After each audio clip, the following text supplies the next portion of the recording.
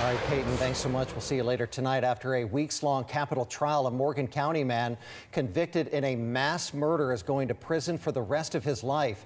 News 19 has covered the trial for nearly a month now, providing real-time updates from the courtroom. News 19 investigative reporter Dallas Parker was in court for the verdict today. She joins us now with reaction from several people close to the case. That's right, Ben. The jury deliberated in this case for 2.5 hours over 2 days in the penalty phase before coming back around 10:30 this morning with a sentence of life in prison without parole for Frederick Rogers.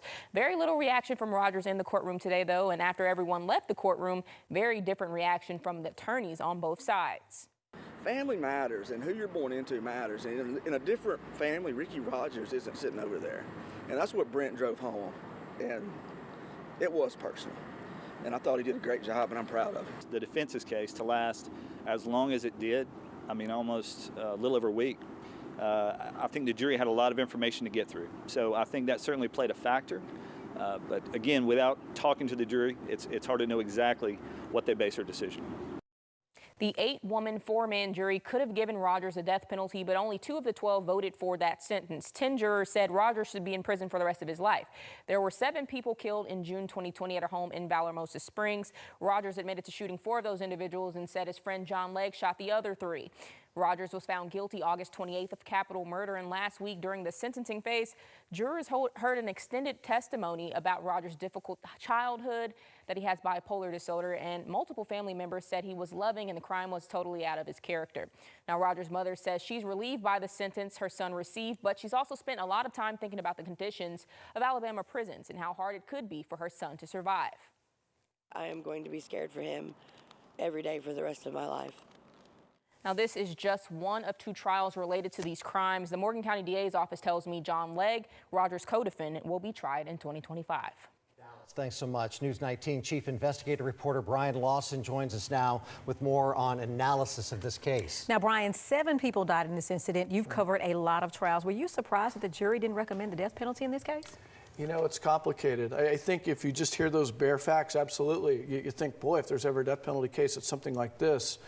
And the jury did. They did hear detailed evidence. They saw autopsy photos. They saw crime scene photos. They knew what those victims had gone through. But the defense, as you can see, was really effective. After the guilt phase of the trial, where they admitted Legg had done what he had done, they shifted into the penalty phase, and that focus was more on Fred Rogers, the person.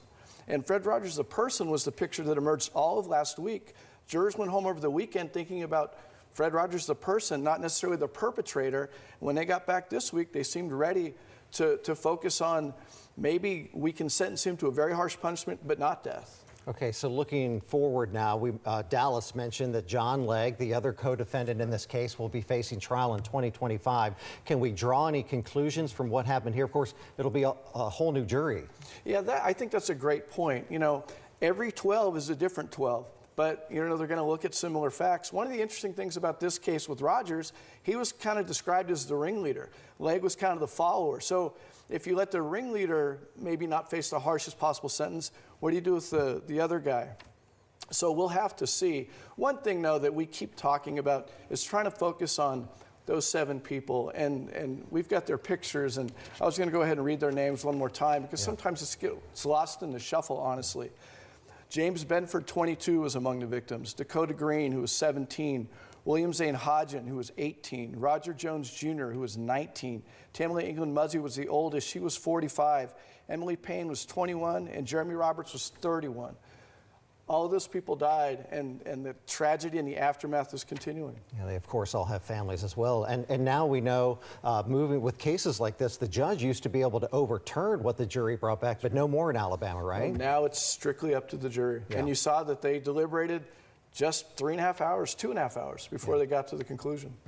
Thanks, Brian. Thank you.